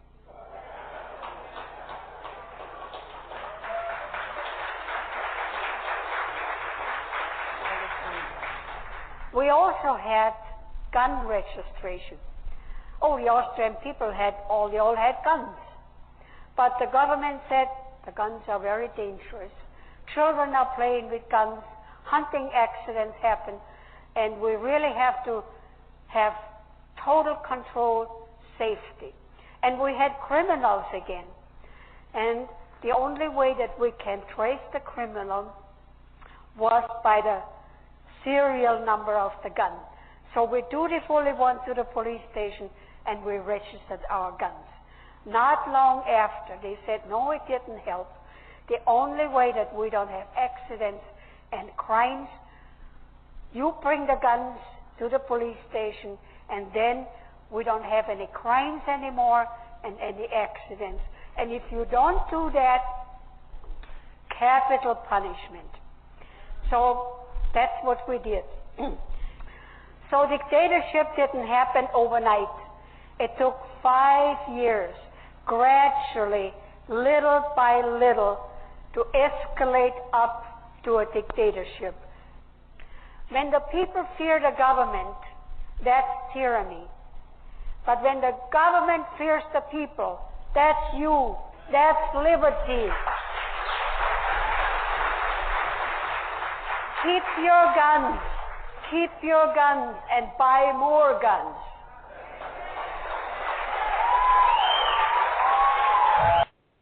I couldn't agree more. Anyway, that was Katie Worthman, a survivor of Nazi oppression. I hope you listen to her story very closely on how it happened in Germany, because if you believe that it can't happen here, you are really deceiving yourself. You're playing right into the hand of what these elites want us to do, is just be apathetic and forget the history, all the times it's happened in the past, and it's happened over and over and over again. Anyway, if you would like to give us your take on this, I'd like to hear what you have to say. Give us a call at 619-924-0986. Again, that's 619-924-0986. Or you can email the show at onthemoveshow@gmail.com and let us know what you have to say. Anyway, we have a caller from last week's coming on the show. His name is Alton White. He's a member of the Whig Party. I have him and Cowboy Josh on the line here, and we're going to have a conversation about all the issues we've discussed. And are you there, Alton? Yes, I am. How are you doing, sir? I'm doing fine this great Sunday, and how are y'all? I'm doing great. How about you, Josh? Doing Josh, good. you there? Oh, okay, there we go. Yeah, I'm here. All right, good. Cool. Well, okay, so what's on your mind, Alton? Well, I've been sitting here listening to all your, what y'all been talking about today, and of course, I've been sending a little quips on things. What people are looking at now is, we're listening to all this stuff, and both of these parties that are controlling the government, both Democrat and Republican, I don't see them as actually helping the government, helping us, we the people, at all. That's why I think it's time that people start looking elsewhere. I honestly, I agree with you on that aspect. As far as we need to really start expanding our freedoms, and not relying on our representation to look out for our best interest. Even though this is a constitutional republic, and our leaders are the ones that are elected, and they're supposed to be looking out for us. We can't count on them to just do it on their own. We have to continually harass them by holding their feet to the fire and make sure that they are actually, in fact, doing what's best for our nation. Well, you're right. The people that are supposed to be representing us are actually now their allegiance is to the party and the party line, not we the people. And I agree. That's part of the problem that we're having. That the allegiance is not where it should be. These career politicians that have been in there more than 2 and 3 terms, they think they make the rules, we follow the rules, but they don't realize they work for us. Absolutely, I feel like you're echoing me right now. I've said that like probably in my last 4 podcasts here. They work for us. They are our public servants. They're not a public official. They're public servants. They are responsible to do our bidding. We're not on their clock. They're on ours. So anyway, I have a email here from a listener. He says, I always felt like the Founding Fathers left out a couple of things when it comes to the Constitution, especially the Second Amendment.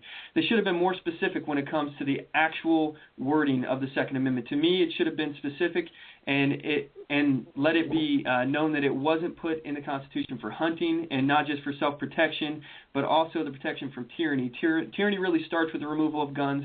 Whether after the guns are gone, it happens immediately or perhaps generations later, it will come eventually if the circumstances allow it, and no matter how good the intentions of laws are. I really could not agree with that more. And one thing that I find just really mind-numbingly ridiculous is that even if you think that your party being in power is okay to put these tools in their hands, these tools of tyranny in their hands, and you don't think that they will abuse those powers, it's really blowing my mind that you can't even imagine that 4 years down the road when your party's out of office that another person couldn't come in and use those against you in a way that you didn't intend. We see that with the National Defense Authorization Act. We're losing scary amount of control of a government, and we're giving our government way too much ability to basically just disappear people who disagrees with them. What's your take on that, Cowboy Josh? Yeah, we're letting them slide way too much. And the parties, like Alton said, are not helping because it was apparently a bipartisan approval of the NDA Act, last month? And some of them are saying, well, we only voted for certain parts of it, but I'm not even sure what's going on. I don't particularly follow Rand Paul. I've seen some of the stuff he's done well, but I don't even know what's going on with him. He supposedly, one thing says he did vote for it, and another says he doesn't. But all I know is we're letting them get away with way too much. Absolutely, and this is the Christmas present that they've left us, and they keep doing these things to us every year. I don't understand why there isn't more attention on Congress, during Christmas season, because they're going to try to screw us over again. What do you think about it, Alton? Well, when the Founding Fathers wrote the Constitution back in 1780s, they didn't have any concept of how far this was going to go and grow. When they put up later on the Bill of Rights, which came in after the Constitution, it was not the rights that were given to us. It was rights that were being protected from the government. the more exacting you become in your wording, the more things that the people are going to find a way around. Mm-hmm. So a lot of times the general statement is going to have to be interpreted by the situation that comes up. That's why the Whig Party is actually saying a lot of these rights should not be, the federal government has no involvement, should not have any involvement in what we're doing. The cities and states, but like I said, it's up to, I say we the people. If the people in a state, whether it be New York, California, Georgia, Florida, and communities, if they want to enact some law, in Georgia there are some laws that some cities have put in where they make it mandatory to own a gun. Yeah. They're not going to arrest you if you don't have one, but they just did that actually in protest saying, we don't have to play this game like other states and other cities do. Yeah, and I've heard about this law in Georgia, and I get what you're saying, but it's just like any other law as far as when you put it on the books, whether or not you do it in protest or you do it, as a statement, a political statement or whatever, you're still giving people, they may not be arresting people for not having guns right now, but, they could. You're giving them the ability to do that. Whether or not it's good or bad for gun control, for the gun community or whatever, I disagree with that law in Georgia, and I understand why they did it, though. But, one thing that we're talking about the Second Amendment, the way it's written, if you're talking about how it, generally speaking, it's good to have a broad spectrum of things that you say. One of the things that they say in the Second Amendment is the right to keep and bear arms. The right of the people to keep and bear arms shall not be shall be uninfringed or shall not be infringed. So, with that, I mean that's a very specific statement. With that, how do you justify? And I know you and I don't see eye to eye on this, Alton. How do you justify any gun control whatsoever? Because it's pretty clear as day. The right to keep and bear arms shall be uninfringed. Any law whatsoever is then an infringement. Am I not right in that? Well, there again, see, here's what we're talking about: convicted felons. Do we want a convicted felon of violent crimes to carry guns anytime they want? Do we want people with mental health issues to have guns anytime they want? There are always conditions that we, as reasonable and common sense thinking, must make a determination, because it doesn't say that, okay, in the Constitution or the Bill of Rights, that, okay, except for people who have committed violent felonies or people that are mentally disturbed. So, that's what we're talking about, common sense thinking. Well, honestly, when the Founding you and I Fathers wrote... Go ahead. I don't mean to cut you off. When the Founding Fathers wrote... when Founding Fathers wrote the Bill of Rights, when they came in, they weren't going to think that we're going to have machine guns, or they weren't that we're going to have, everybody can have an M1 tank or a rocket launcher or things like that, because that was inconceivable back then. So, things change and times grow, but remember, this is where I keep using the word common sense. Some people have a little bit different common sense than others, but some things have to be reasonable. And I'm going to disagree with you on that, because I think it's less of an issue, and we covered this the last episode, but I'll say it again. I think it's less of an issue of common sense, common sense legislation, because we keep hearing that from the gun control advocates. They're saying, oh, this is common sense. We need to keep putting more laws in the books to restrict. And I totally, absolutely, unequivocally disagree with the felon law. And violent or not, I don't think it should matter. If you're out, if you are a free man in our society, I don't think you should be allowed to be discriminated against because you have a criminal history. And the main reason is there's more common sense issues to be dealt with. The common sense issue would be to stop filling up our prisons full of nonviolent felons who committed crimes like drug-related crimes or crimes where there was no victims. Let's stop filling up our prisons with all these people that have absolutely no reason to be there. Why are they there? We're paying $50,000 a year to house them and keep them secured and pay for their medical costs and all that stuff. It's more common sense to let's not arrest these people, jail them. That way we have more room in our prison systems for the actual violent offenders. Let's not release these people that can't be released. If we're releasing people that we think are going to go out and commit a violent felony again, we should be holding on to them. There's no reason to let them back out into society. As far as mental patients, it's the same reason. If we think they're a danger to society, why are they in society to begin with? We don't need to put laws preventing them from getting guns. We should actually put their butts in jail and make it so they can't actually get the guns, because regardless of if the law is on the books saying that a guy can or can't get a gun, he's going to get it anyway if he's a criminal, because by definition, criminals don't follow the law, and they don't care whether or not there's a law out there. So anyway, at this point, I'm going to take one more quick commercial break, and we'll be back with Cowboy Josh and Alton White.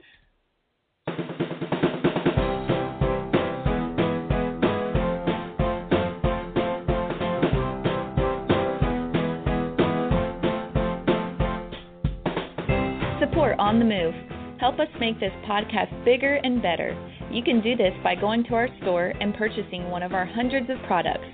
All designs are original and made for patriots like you. Just go to cafepress.com/onthemoveshow. We appreciate your support. Need design services?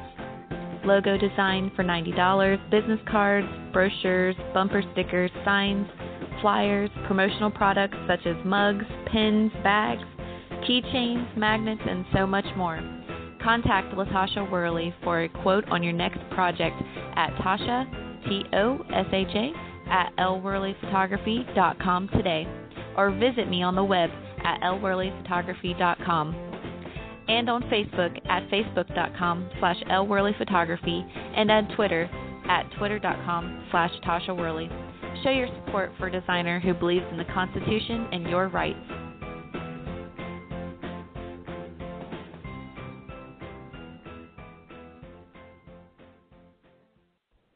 And we're back.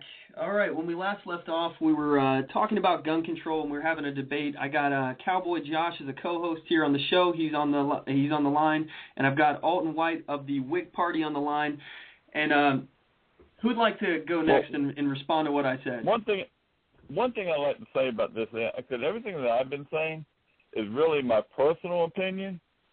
The Whig Party has a stance where, which we don't tell people what to think as a party. We are, kind of a center, middle group that we will listen. People on both sides of the issue could still be in the Whig Party. We don't really mandate that you have to do it our way. Now, I know Republicans and Democrats have more, you will do it our way or no way. So I just want people to know, if they have a chance, if you just go look at the website. Now, I'm in Georgia, and if you look at the Georgia Whig website, which is gawig.org, or just look on Google for modern Whigs, you can go and get some of the ideas that the Whigs are putting out, because what I say is a personal opinion. There are other Whigs that agree, and there are some Whigs that disagree with me. That's the greatest thing about the Whig Party, is we're not going to dictate a policy to anybody. We listen to the constituents and the people of the community that we are working in. Yeah, I've actually I was researching some of the Whig Party after we got off the phone last time on the last show, and I have found that there is a lot of internal debate within the Whig Party.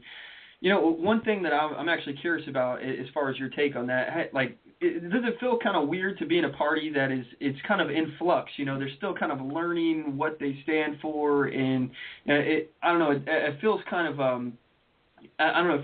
To me, it would be kind of weird to be in a party that I don't know that we all stand for this one thing. If we elect a Whig leader, in this thing, he could be totally vastly different, ideology wise, than the next guy. One thing you got to look at as the core fundamental things is integrity and honesty in what we're talking about. And the fiscal responsibility. Now, you're talking about influx. There are different mindsets in Maine, maybe New Hampshire, California, than there is, say, Georgia, Alabama, and Mississippi. So, every community and different, is going to be a little different. So, is it right for us to sit there and say, okay, you will believe in this, this, this, and this, and people in other areas going, hell no. So what we have to do is look at the community. We're not trying to sit there and say you have to do it our way. You do it the way of the people that you represent. Or we have what we call centrists. We have, if you look like through the group, you'll see people leaning on both sides, whether it be the pro-life or pro-choice or the gun control. We have many different aspects of some of it. Mm-hmm. I'm really an adamant person about immigration. Well, what's your stance on that? Hey, well, when I say adamant, it's because I've been burned by people using my identity. But I feel that if you're an illegal alien, the word illegal is the key word. You're not supposed to be here. Every other country in the world, practically, if you're there illegally, you're going to be in jail. Yeah. Here, we reward them. Yeah. So, I am not for that at all. If, because if you're an illegal, you can't have a driver's license. Not in Oregon. They're trying to pass a law in Oregon where you can, if you're an illegal immigrant, you can have a driver's license. So you can be legal to drive. And a few others now. But see, that's the problem I have. They're already violating a federal law, and if you look on there, under Title 8, Section whatever, I can quote it if you need to. They're violating the federal law by being here illegally. So they're already a criminal in some ways. Look how many people are fraudulently filing income taxes. They're doing the additional child credit. They don't have the same, requirements that we do. If you file additional child credit in the United States and you're an American citizen, you have to have a Social Security number on every child. Mm-hmm. Well, they don't. They have children that are, living in Mexico, whatever, and they can put up, 10 or 10 kids on one dang list, and they get $1,000 per kid. Yeah. Or they share kids within their, group. You know what I'm saying? Yeah. I don't mean saying, but I'm just talking about names and stuff like that. Where, look, in Atlanta, they sent 24,000 returns. Mm-hmm. This is actual return money to one address. Yeah. And it wasn't an apartment building. Yeah, I've heard of a bunch of different kinds of situations like that. And this is all to illegals. And they don't go back and recover that money. Yeah. Now, if you or I or any other legal American tried to pull that, I'd have the IRS taking my house, taking my car, taking my bank account, taking anything that I own. But for them, they're going to be rewarded. Yeah. Yeah, well, so, I'm very adamant about that. Double standard, not only with the way that the illegal immigrants are being treated, and they're trying to change the terminology now. They're trying to call them dreamers. People who have a dream to one day become an American citizen. A lot of these they're not even really interested in becoming an American citizen. They have no desire. They're just here to work for a little bit of time, get a little bit of money, and then go back to Mexico. So they're not even dreamers. And some of these people, if they were offered a chance to be an American citizen, they wouldn't even take it. They're basically just, sucking us dry here. And we have amnesty being talked about of how, we should all the illegal immigrants should just be in one broad stroke become legal American citizens. And I wholeheartedly disagree with that, because there's people that have been standing in line trying to do this the right way that are just going to get bypassed and punished for trying to do things the right way, when if they would have came in illegally, they'd be all fine. But there's also another double standard. You were talking about how they're violating federal laws. Well, Obama, he's been violating federal laws too. Forbes.com has released an article talking about all the ways that he's violated the Constitution. They got his top 10 constitutional violations of 2013, and we delayed Obamacare's out-of-pocket gaps. We delayed Obamacare's employee mandate. We delayed Obamacare's insurance requirements, the exemption of Congress from Obamacare, the expansion of the federal or the employer mandate penalty through the IRS regulation, the political profiling by the IRS, the outlandish Supreme Court arguments, recess appointments, the assault on free speech and due process on college campuses are other things that they've been violating. We also have the Mini Dream Act that Congress shamelessly passed that basically it includes sympathetic victims of current non-system young people who are brought to the country illegally as children. If there's some of these people are like 30 years old, and we're trying to say that they're children that have that should be looked at, like, they didn't have a choice to come here. Well, maybe they didn't, but now they're grown. They're grown now, and they're not children.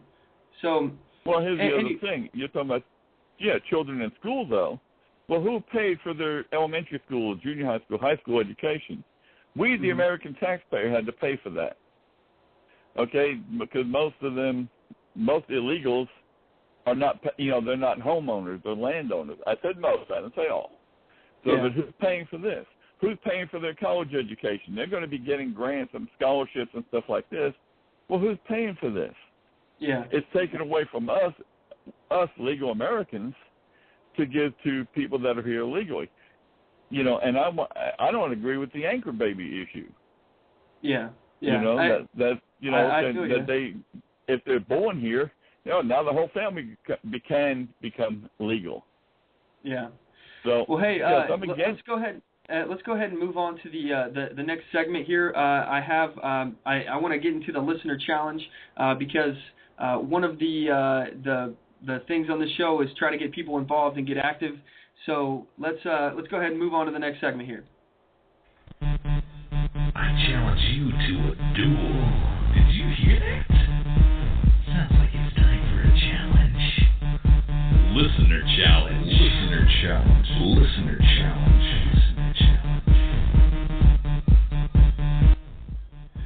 Okay, so the listener challenge.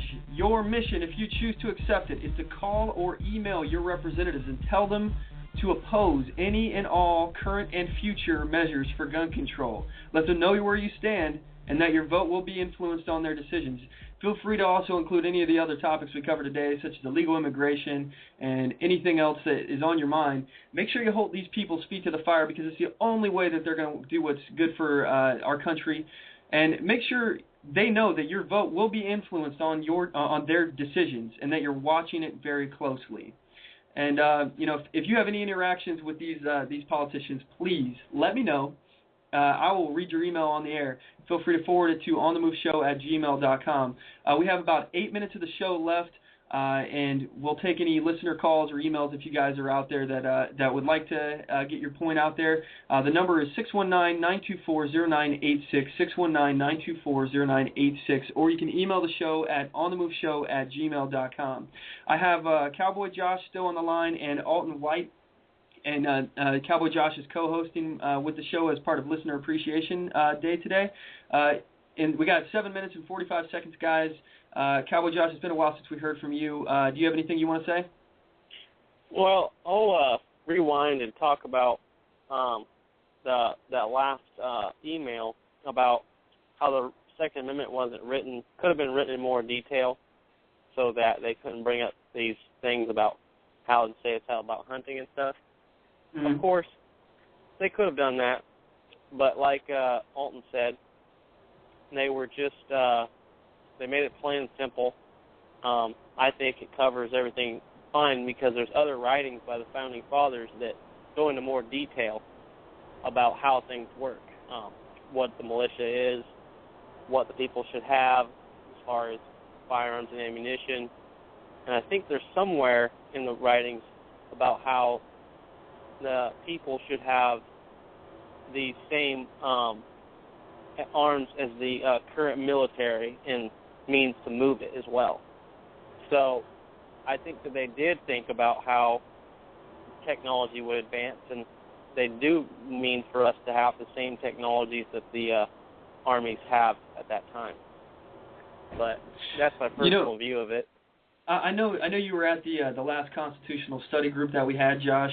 And actually, for anybody out there that's interested, if you're in the Vancouver, Washington area, we do a constitutional study group once a month, and we basically go through and just try to analyze and break down the Constitution and learn this founding document of our country. So I know you were there at that one last time, and we were talking about how it's and we're looking into this some more, but it's potentially illegal for there to actually be a standing army according to the Constitution. And again, don't take my word for it; look it up yourself. But there's a article in the Constitution that says that the military, the army, is only supposed to be maintained for a maximum of 2 years. So. Some of these things are actually pretty interesting, and the reason why they said that, and again, I am still learning this. I'm a student of the Constitution myself. I don't have all the answers, but from my interpretation of what I've learned so far is that they were only supposed to be using the military from the militia. The military was supposed to be the actual citizen population. That's what the militia was. So we were supposed to, jump together and come together to the defense of the country.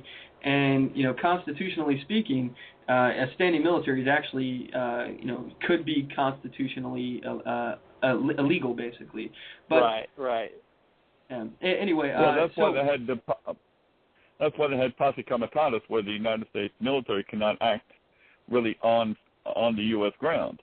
But that's where each state was supposed to have their own militia. Yeah. Didn't posse comitatus come around in 1871? Right, but I'm just saying it's the same thing that later on because of the problems that were happening. They did not want the federal government doing everything it wanted to do on American soil. That's why later on they had to do that, saying you cannot have a federal army do this. Yeah, that's true. That is absolutely true. One of the things we read in the same article was, from the way we understood the article, is that we could have a navy at all times protecting the borders. No. Yeah. But an army itself was supposed to be the funding of the sovereign states militia groups, the people, which is the people, for no longer than a duration of 2 years. So I'm not sure what would happen after that if the conflict pursued further, but it's very interesting to look into that. And I encourage anybody to come down to that study group down there. It's at Coffee Villa on 4th Plain. Yeah, but, we have a Facebook page. The Facebook page address is facebook.com/groups/constitutional study group. If you're interested, check it out. We don't have the next event posted on there, but I'm working it out right now. I've been extremely busy, so I will be posting that probably this week, and also the video of the last study session. So just give me a little bit of time to work on that, and I'll get that on the channel. My YouTube channel is youtube.com/onthemoveshow. But hey, at this time, we got to go ahead and wrap things up, guys. I really appreciate you both coming on the show today, and you're welcome to call in next week too if you have any other points that you'd like to make. Thanks, Mr. Alton White, for calling in again. I really appreciate you calling in. And 1 second, I appreciate coming on. And just read the Federalist papers too. There's a bunch of them that actually go into a lot more detail. Absolutely. Oh, hey, Alton, go ahead and plug all your stuff that you have for the Whig Party again. Yeah, please. If anybody's interested in the Whig Party, you can go to that's modernwhig.org, or you can go to the Georgia Whig, which is gawhig.org. We're also on Facebook. You can just check up there and look for the Whig Party, Modern Whig Party. And just anytime you need, just email me. Okay. I appreciate that, Alton. Okay, so thanks again, Josh, for being on the show. I really appreciate everything you've been doing for the show and the fact that you've been a loyal listener. And again, I had a lot of fun with you co-hosting today, so thanks for coming on, man. Hey, not a problem. I had a lot of fun as well. Okay. Have a good one. You too, buddy. All right, so that's the show for today. If you guys have anything you'd like to say, give us a call. Next week's show at 619-924-0986, 619-924-0986, or you can email the show at onthemoveshow@gmail.com, and I'll read your stuff live on the air. That's today's show. I want to thank my co-host, Cowboy Josh, for being on the show today. I want to thank you, our listeners, for tuning in week after week, and we really appreciate your continued support. Don't forget to check us out at onthemoveshow.com, here at blogtalkradio.com/onthemoveshow, facebook.com/onthemoveshow, youtube.com/onthemoveshow, twitter.com/onthemoveshow. And as always, know your rights, assert your rights, get on the move.